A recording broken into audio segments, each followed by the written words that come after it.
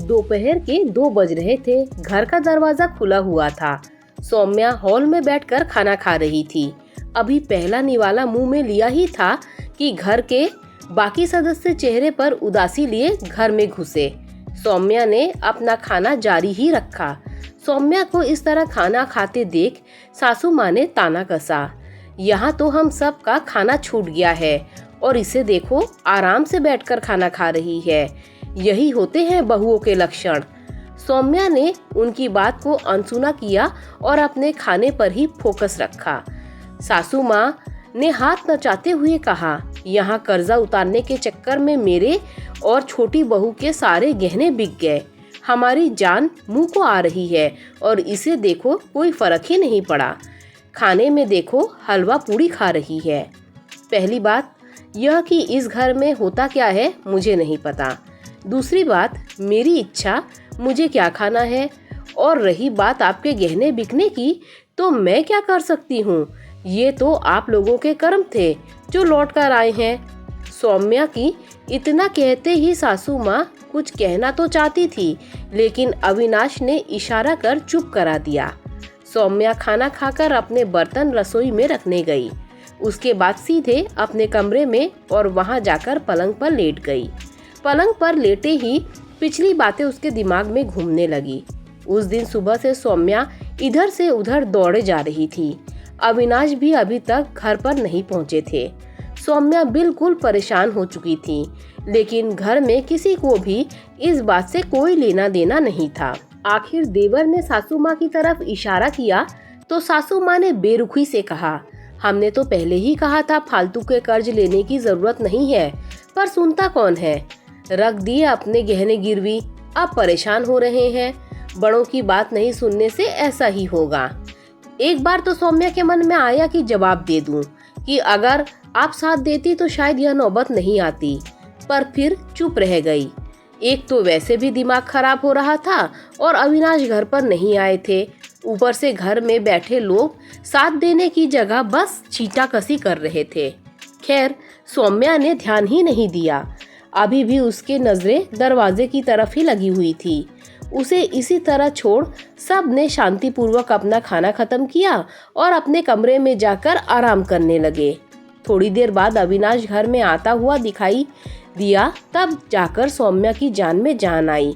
अविनाश के घर में आते ही वो सीधा अविनाश के पास जाकर बोली, क्या हुआ अविनाश, पैसों का बंदोबस्त हो पाया? सौम्या का सवाल सुनकर अविनाश बिल्कुल चुप रह गया।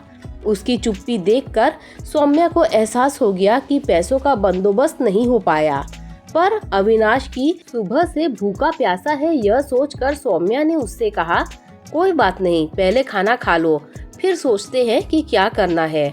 मैं पैसों का बंदोबस्त नहीं कर पाया, अविनाश ने उदासी से कहा।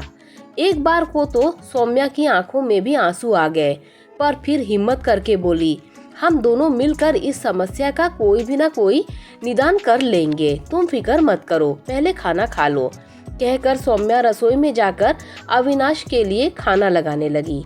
खाना लगाते लगाते उसकी आंखों में आंसू आ गए। कितने प्यार से पापा ने वो गहने उसकी शादी में दिए थे। कुछ गहने तो मम्मी के थे जो उन्होंने खुशी खुशी अपनी बेटी को दिए थे। एक एक गहने से उसकी यादें जुड़ी हुई थी, पर पिछले साल अविनाश के बिजनेस में घाटा पड़ जाने के कारण गहने गिरवी रखने पड़े थे, इस उम्मीद के साथ कि बिजनेस चल निकलेगा, पर ऐसा कुछ हुआ नहीं।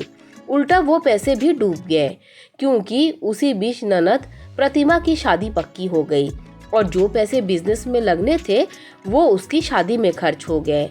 एक दो बार अविनाश ने मना भी किया तो सासू माँ ने अच्छा खासा हंगामा खड़ा कर दिया। थक हार कर अविनाश को वो पैसे शादी में देने ही पड़े। अब नौबत यह थी कि ब्याज देने के पैसे तक नहीं थे। बैंक से 2 बार वार्निंग कॉल भी आ चुकी थी। कुछ समझ में नहीं आ रहा था कि आखिर क्या करे। सासू माँ और देवर से मदद मांगी, पर उन्होंने साफ मना कर दिया, यह कहकर कि हमसे पूछकर कर्जा लिया था क्या, जबकि उन लोगों का काम भी अच्छा चल रहा था। खैर खाना लगाकर सौम्या अविनाश की थाली बाहर ले जाकर आई तो अविनाश हॉल में नहीं था। दूसरे कमरे से कुछ आवाजें आ रही थी। थाली वही टेबल पर रखकर उस कमरे की तरफ बढ़ी, पर वहाँ हो रही बातचीत सुनकर उसके पैर वहीं ठिठक गए। सासू माँ, पति और देवर की बातें सुनकर ऐसा लगा कि किसी ने पैरों को जंजीरों से बांध दिया है। कहाँ घूम रहा था इतनी देर तक अविनाश? कुछ नहीं माँ, बस आज अपनी पसंद की मूवी देखने गया था, पर पता नहीं क्यों सौम्या के लिए थोड़ा बुरा लग रहा है। अब हम कर ही क्या सकते हैं। अपने पापा के इलाज के लिए अपनी एफडी दे दी, पर ननद की शादी के लिए पैसे न निकाले।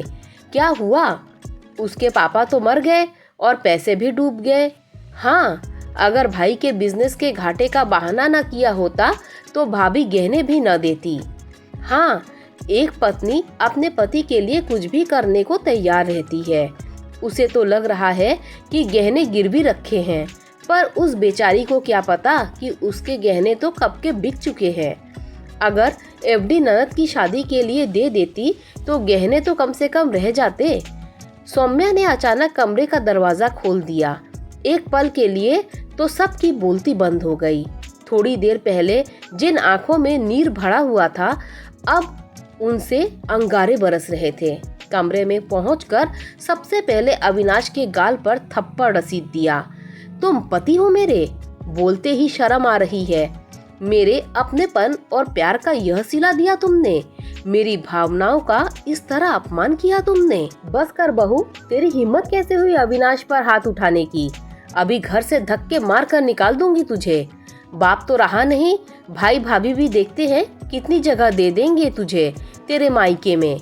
चुप कर बुढ़िया, तेरी हिम्मत कैसे हुई मुझे बहू कहने की? सौम्या के मुंह से इस तरह की भाषा सुनकर सब चौंक गए। यह कैसे बात कर रही हो मम्मी से? सास है वो तुम्हारी।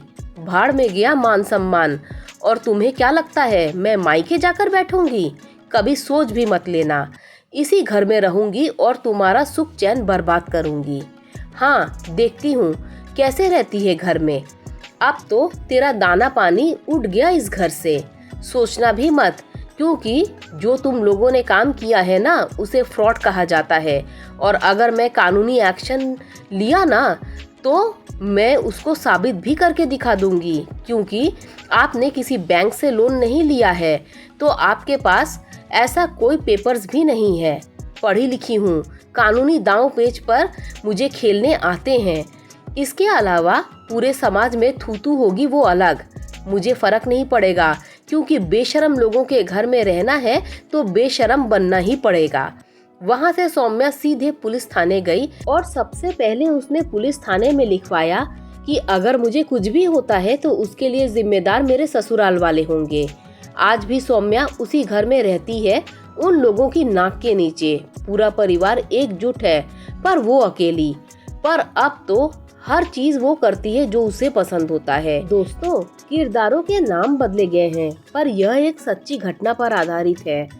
इस लड़की की हिम्मत की वाकई में दाद देती हूँ, जिसने इतना बड़ा फैसला कर दिखाया। लेकिन कभी कभी डर भी लगता है उसके लिए कि क्या वो ससुराल में सुरक्षित है। पर उसकी मुस्कुराहट हमेशा यही कहती है, आप डरो मत, मैं सुरक्षित हूँ और अब मैं किसी से नहीं डरती। आज वो अपने पैरों पर खड़ी है और किसी की मोहताज नहीं है। दोस्तों, कहानी अच्छी लगी हो तो लाइक शेयर सब्सक्राइब कीजिए। Thanks for watching.